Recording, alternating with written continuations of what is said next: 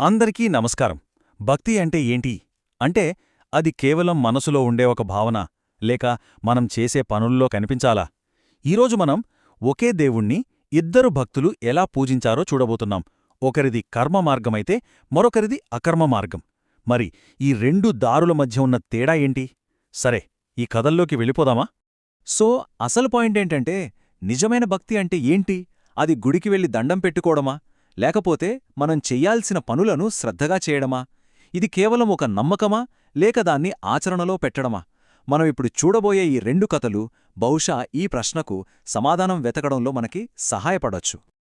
చూసారా, మన కథలో ఇద్దరు మెయిన్ క్యారెక్టర్స్ ఉన్నారు. ఒకరి పేరు రామేశ్వర, ఇతనికి ప్రతి పని ఒక ప్రార్థనతో సమానం. మరొకరి పేరు బ్రిజ్పాల్, ఇతని ప్రార్థనలు కేవలం మాటల వరకే. దేవుడు ఒక్కడే, కాని భక్తి మార్గాలు మాత్రం పూర్తిగా వేరు. మరి వీరి కథలు ఎలా సాగాయో చూద్దాం. సరే, ముందుగా మనం రామేశ్వర కథ చూద్దాం.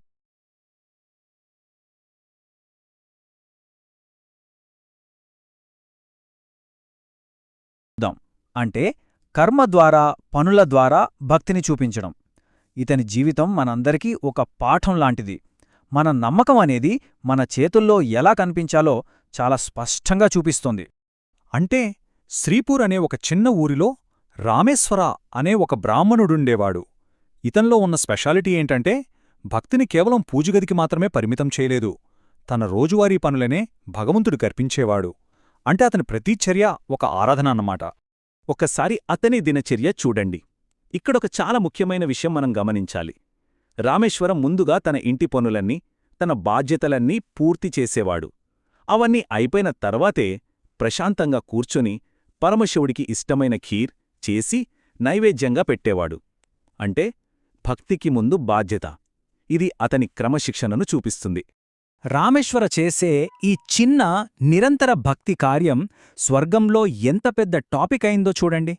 స్వయంగా మహాశివుడే అతని ఖీర్ను ఆస్వాదిస్తూ పార్వతీదేవితో, రామేశ్వర చేసే ఖీర్ అబ్బో, మనస్సుకు ఎంత ఆనందాన్నిస్తుందో అని అన్నాడంటే అతని భక్తి ఎంత స్వచ్ఛమైనదో, ఎంత నిజాయితీ అయినదో మనం అర్థం చేసుకోవచ్చు. అయితే కథలో ఒక చిన్న ట్విస్ట్. ఎక్కడైనా మంచి ఉంటే కొంచెం అసూయ కూడా ఉంటుంది కదా. ఇక్కడ శివగణాలు రామేశ్వరం మీద శివుడికున్న ప్రేమలు చూసి తట్టుకోలేకపోయారు. వాళ్లకి అసూయ పుట్టింది. దాంతో పాపం అమాయకుడైన రామేశ్వరను మాటలతో మోసం చేసి ఆ రోజు ఖీర్ సమర్పించే పవిత్రమైన నియమాన్ని వారానికి ఒకసారి చేసేలా మార్చేశారు. అది రామేశ్వర కథ. ఇప్పుడు నాణేనికి మరోవైపు చూద్దాం. బ్రుజ్పాల కథలోకి వెళదాం. ఇతని కథ ఒక హెచ్చరిక లాంటిది. భక్తి పేరు చెప్పి సోమరితనానికి దాన్ని ఒక సాకుగా వాడితే చివరికి ఏం జరుగుతుందో ఈ కథ మనకు చాలా స్పష్టంగా చూపిస్తుంది. భోలాపూర్ అనే ఊరిలో ఉంటాడు ఈ బ్రుజ్పాల్. రోజంతా ఓం నమఃశివాయ అని జపం చేస్తూనే ఉంటాడు. కాని ఏ పనీ చెయ్యడు. తన కుటుంబాన్ని, తన బాధ్యతలను పూర్తిగా గాలికి వదిలేస్తాడు. అంటే భక్తి అంతా మాటల్లోనే, చేతల్లో మాత్రం సున్నా. మరి బ్రుజ్పాల్ ఎందుకు ఇలా తయారయ్యాడు? దీనికి శివుడు పార్వతీదేవికి ఒక ఫన్నీ కారణం చెప్పాడు. గత జన్మలో ఈ బ్రుజ్పాల్ ఒక సోమరి గాడిదాట. ఎప్పుడూ తన ఆలయం బయటే పడుకునుండేవాడట. ఆ వాసన ఈ జన్మలో కూడా అతన్ని వదలడం లేదు అని చెప్పాడు. అంటే అతని ప్రవర్తనకు ఒక పురాణ టచ్ ఇచ్చారన్నమాట. ఇక్కడే కథలో అస్సలు మలుపు. తన భార్య రోజూ పనిచేయమని పోరు పెడుతుంటే తన ప్రవర్తన మార్చుకోవాల్సింది పోయి బ్రుజ్పాల్ ఏం చేశాడో తెలుసా? నేరుగా శివుడికే ఫిర్యాదు చేశాడు. తన సోమరితనాన్ని ఒక సమస్యగా చెప్పి దానికి పరిష్కారం చూపమని దేవుణ్ణి అడిగాడు. చూశారా అతని మైండ్ సెట్? సరే అని శివుడు అతనికి ఒక వరమిచ్చాడు. అదే ఒక మాయా త్రిశూలం. ఈ త్రిశూలం దానికి ఏ పని చెప్తే ఆ పని చేసేస్తుంది. కానీ ఒకే ఒక కండిషన్.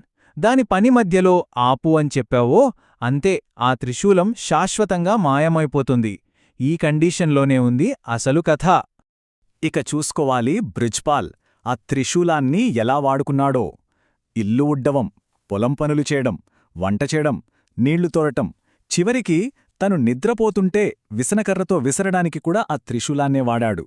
అంటే పనిచేయకుండా ఉండటానికి దొరికిన ఈ దైవిక సాధనంతో అతని సోమరితనం నెక్స్ట్ లెవెల్కి వెళ్ళిపోయింది. ఇక బ్రుజ్పాల్ కథ క్లైమాక్స్కి వచ్చేసింది. సౌకర్యం కోసం ఇచ్చిన వరం చివరికి ఎలా ఒక ప్రమాదకరమైన ఉచ్చుగా మారిపోయిందో చూద్దాం. ఒకరోజు అతని సోమరితనం పీక్స్కి వెళ్ళిపోయింది. భోజనం చేయడానికి కూడా బద్దకించి త్రిశూలానికి ఒక ఆలోచని ఆజ్ఞ ఇచ్చాడు.